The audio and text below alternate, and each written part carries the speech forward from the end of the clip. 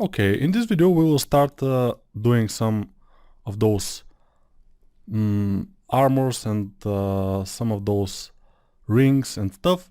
But first we need to do something else. First we need to make sure that we have low poly of this body, of the bull body and the bull head, which we didn't do, and we need to do it. So let's do it by duplicating this mesh, then making sure with shift selecting here that we have selected the both meshes, and then zero mesher on pretty low settings, 2.1, doesn't matter. And since I have already shown you this, I won't go in too much detail, but I think this is pretty nice. So I will go ahead and project. So Control D, project all. Control D, project all. Let's see it. Control D, project all, and that will be all for the body. And now we can go for the head. Make it visible. Duplicate. Only those are visible because the eyes here show that only those are visible. And now Dynamesh at around 2.7, it's cool. And I said Dynamesh, but it's zero mesher, of course. So it's not exactly Dynamesh.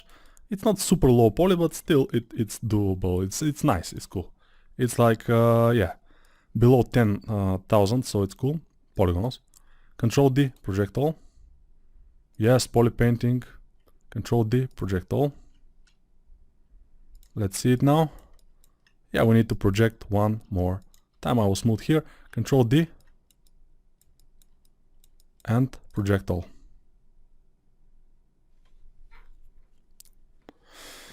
So after we did this, we might try something interesting. We will delete the initial things and we will be left only with those that have subdivisions. This is having subdivisions, this doesn't have, so I will delete this. So they both have subdivisions. Yeah, 4 subdivisions is nice. And then we can do subdivisions for the horns. Duplicate.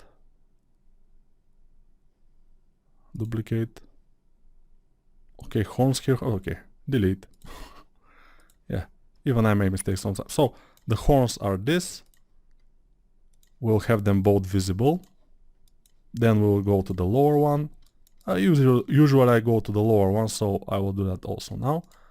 1.3 thousand, but it's most of the time it's more than that. So now it's more than, but we don't care that much. And now we will Control D, project all. It's easy, it's fast, it's nothing to worry about. So Control D, project all, and Control D, project all again.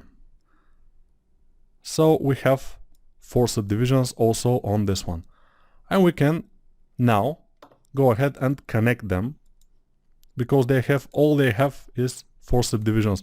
When all subtools that you're connecting or merging have 4 subdivisions, they all will be, when you connect them or merge them, they will have again 4 subdivisions. So I'll move this and I will merge down. Merge down, always okay, then merge down. And since they all had 4 subdivisions, now we have 4 subdivisions for the final mesh, which is pretty nice. But if some of the subtools have 5 and the others have 4, the final mesh that we merged will have 4 subdivisions. So one will be lost for the mesh with the most subdivisions, which is normal. It will be always the lowest. So if we connect it to this one, which has 3, they all will become with 3 subdivisions. So I won't do that. We have eyes here, we have everything. So now I will connect those two because they have similar subdivisions, the teeth. And then this doesn't have, and the eyes also doesn't have, so I will connect them. Also, I will merge them. Yeah. So we have 3 things. Let's combine them or append them to this file here of our work. Append we'll append this one, then we'll go to this one, go to the teeth, go again to the orc, append the teeth, and now go again here and go to the body, select it, and append the body here. And now we have our bull in our new setting. And the eyes are not red, but this is not exactly a problem. So I will take our orc as a measure, and we will increase the size of the bull. So this is only the bull, and I will select everything, move it down and make it bigger. And I don't know how big I will make it, so I will do deselect this, and I will select everything to have everything. And now I can again select multiple subtools without perspective, and now I will go ahead with Control Shift drag, select only those guys, only the bull, and then put it below, and it should be a bit bigger. Maybe something like this will do. Let's see exactly. Yeah, probably something like this. Maybe even bigger bull. Yeah, because the guy here is sitting and his leg is coming not even to the end of the stomach of the bull, so it should be. But we can always increase it or decrease the size of the bull if we require so. So I think it shouldn't be super big bull, because then our orc will be lost in the bullishness of the bull, which is not a good thing, I think. So now we will make it so the bull is rideable. So I will first go ahead and move with symmetry. I will move the hands a little bit upwards, so I can easily go to the, oops, not good, yes, easily go to the legs, select them. Yeah, I'm working with the mouse. Now I will work with the tablet. It will be easier to select some things. Select the legs, smooth them a lot, and then just take our pivot by Alt dragging, release Alt, and now we can do this. And I will make the legs go this way. Then I will go here, which is the pivot. The pivot of the legs is around this area, and I will make them spread. And let's see. Okay, it will be almost like this, and then I will mask the top here, so I will have only the knees, and I will work through the knees. It's very interesting looking now. Reverse the mask, go here, and just make it like this. And they're going okay, with the main difference that, let me see, let's take the whole model of the bull, move it up so he's seated, and probably we can rotate his legs a bit in the position that we want. I have selected the arms, so I will mask them. And now what I want to do, you will see, is rotate the legs in some more favorable position, like this a bit.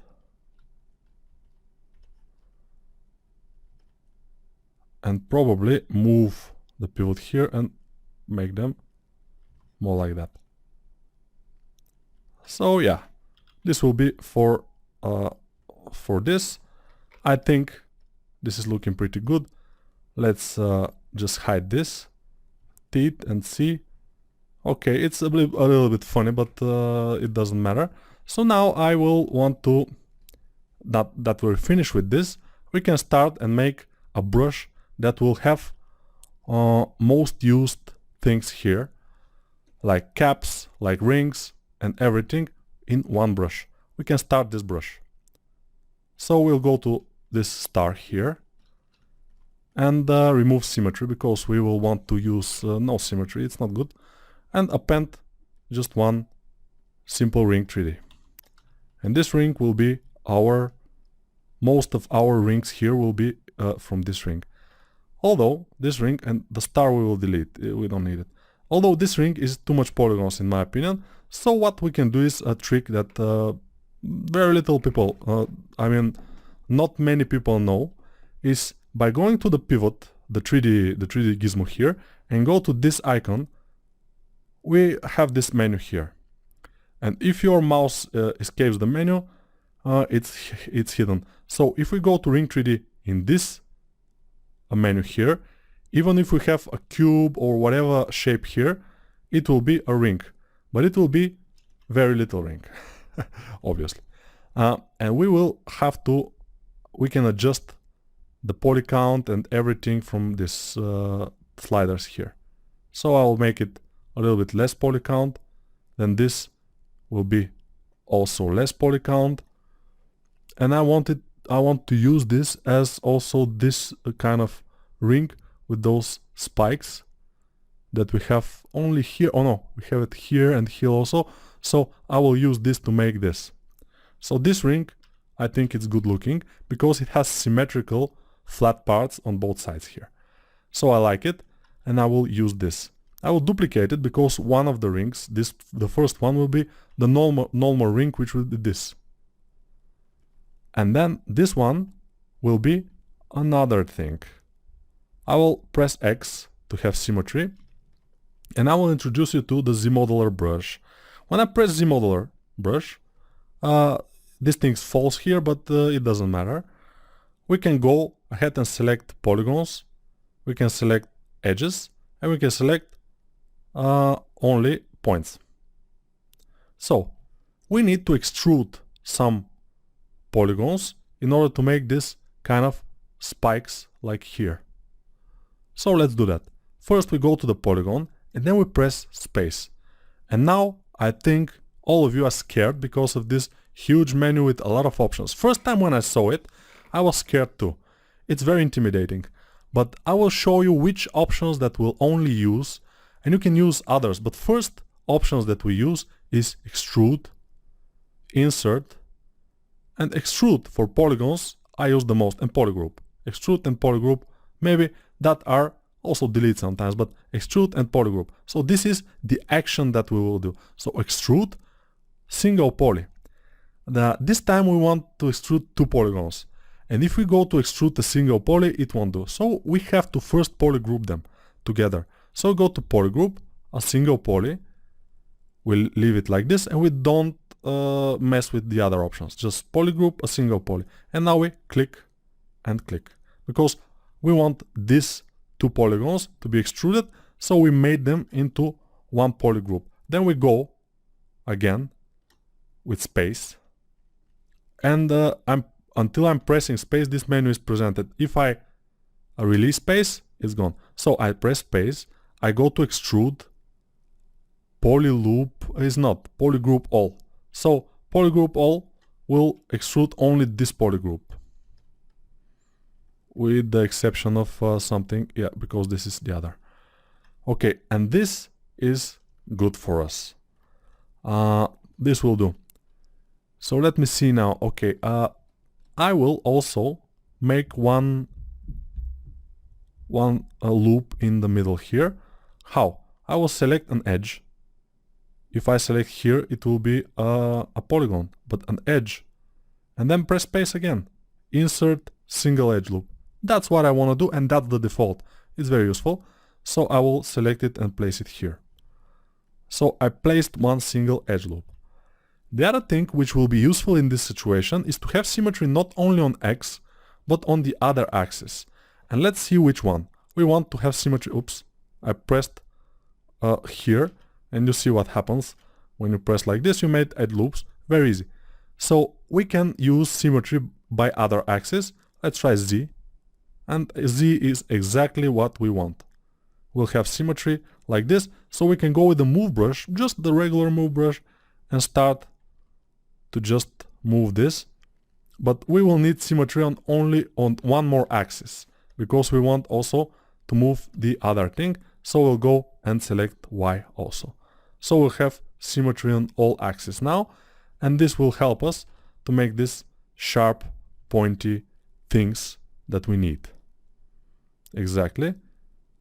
If something is wrong like here, and it's not exactly symmetrical, which is sometimes is the case, we can go ahead and mirror and weld on every and each axis. Let's see, and it's pretty bad. So what we can do is, of course, disable symmetry at all and just move those things like this to make them closer to the center. And then let's try mirror and weld everything. It's not good. It's not exactly perfect as it is. So what I can do now is go ahead and Z modeler brush, select this edge and delete edge loop complete. Let's try that and delete this. And I think this fixed it. I have deleted this edge loop. I can also delete this one, but it will not be very good. Let's try mirror and weld again. Okay, now we have a middle, which I want. I want this middle one, and the other ones, I will just click on them and they will be all deleted. So the other thing that we have here is we have to delete a few more edge loops probably. This is not exactly perfect. And I will try to find the edge loop here so I can delete it. The middle one is, I deleted it. And yeah, I think it's good now. Let's try it by pressing D. D will activate dynamic subdivisions, and we can see how our model will look when subdivided. And we can see that we have problem. Let's try to fix this problem. It will be easier to mirror and weld again. Let's try it. Okay. Now it's looking pretty promising. Then I will control D. And then I will turn on symmetry again. And this time the symmetry, since we have mirror and welded, it will be almost perfect. Or exactly perfect probably. Although it's not exactly perfect, as you can see. But still it's close to perfect, which is perfect. Really fine. So let's see. Let's try to divide. Okay. It doesn't look very nice because we have to have some things that we don't have. So let's control D it again and just try this. Just move this to make it like sharp corner. I'm just trying to guess how this looks exactly. And yeah, I think it's something like that. It's something like that, and it's gonna work, but we'll see.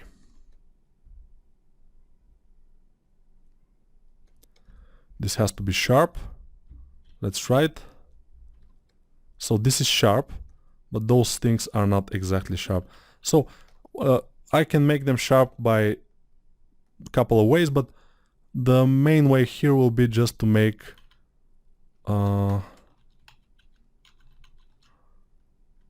insert single edge loop here, and it will make this a little bit sharper. As you can see, it's a bit sharper. This is not exactly good because it's too long. So I will work with the dynamic subdivision on, just to be able to see what's going on. Yes. So here I don't particularly like this because it has to have some sharper edges. Let's try to make some sharp edges here. I'm not sure it will work, but I have to try it. Otherwise, it won't look very nice. And since this is a pretty insignificant thing, but we need the details also to be good looking, because yeah, it will be a fail if they don't. If I make a loop in this direction, it will be bad, but I can make something else. I can go to my Z modeler brush and go here and just crease edge loop complete. But when you crease, there's a setting that you have to fix, which is, yeah, we have it here also, creasing. Oh, we don't have it. Really? Okay. So crease, the level of crease should be 1 or 2. Don't crease too much. So this will be 1. Let's see how it's creased. It's not very good. Let's crease it in 2 and just crease.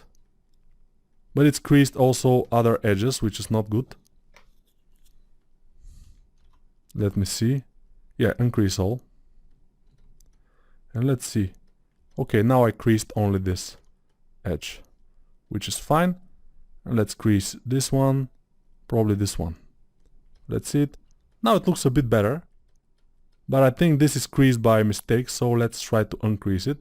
So crease, with Alt probably it will uncrease, yes, of course. So with Alt, most of the thing works the opposite way. So I will crease only edges by Alt clicking those, because I don't want them creased. And crease is just making the edges sharper. Let's go to dynamic subdivisions and just increase it to 4 to see what's going on. It's not exactly perfect in my opinion, but I think with a little bit more of refining it could work. So if I crease here, it's bad because we have too much polygons in this area. Let's try to remove them by delete edge loop complete. We don't need that much edges there. I have deleted this. Let's see it now. Now we have to crease this one, edge loop complete this one, and again it's not exactly perfect, but this is what we have. We'll continue of course in the next video, and we'll see if we can make it a little bit better or a lot better by making another. We'll see.